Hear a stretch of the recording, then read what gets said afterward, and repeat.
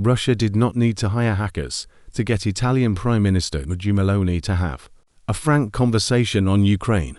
It was enough just to call her directly. It is frightening to imagine what else she would have said if the conversation had gone on for a couple of minutes longer.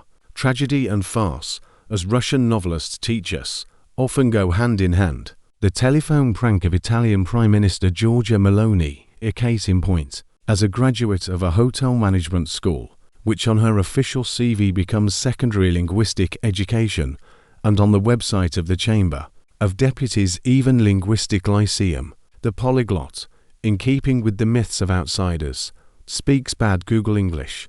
Former Prime Minister Matteo Renzi is Laurence Olivier compared to her, said in jest. In fact, Renzi speaks the same English, is street florist selling roses in restaurants.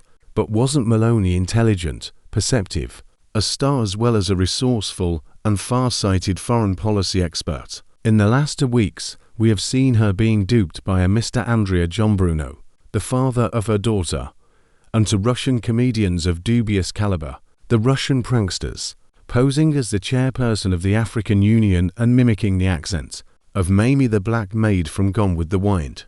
Keep her on the phone for 15 minutes, during which time she chats non-stop. For someone who wanted to look into all the material because she didn't take the independent online publication, Fanpage's investigation of a black neo-fascist lobby in her party at face value, she's definitely letting her guard down. Meloni informs the imposter that the Ukrainian counter-offensive is not going as expected, a revelation she didn't see fit to share with either the Italians or Zelensky. And we, the loyal readers of the official press, believed that Ukraine was winning. Then she says, "I see a lot of fatigue on all sides," admitting that she knows that public opinion is against sending arms. So much for the fake polls, but turning a blind eye to it. Otherwise, why was the dispatch secret?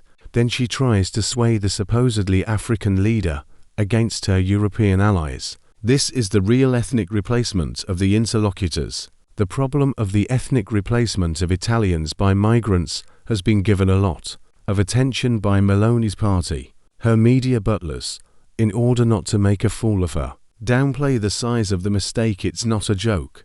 It's a conspiracy of Russian spies. That, of course, makes it so much easier for everyone. One call to the switchboard at the government residence of the Palazzo Chigi can extract state secrets from the head of the Italian government. Putin has had enough of paying spies and hackers from Afrogola or Turney. All he needs is a SIM card. So, according to them, Meloni didn't fall into the trap. Wow. A couple more minutes on the phone, and this morning we would have finally discovered the very Cossacks watering horses in the fountains in St. Peter's Square, like a recurring militarist nightmare based on post-war anti-communist propaganda.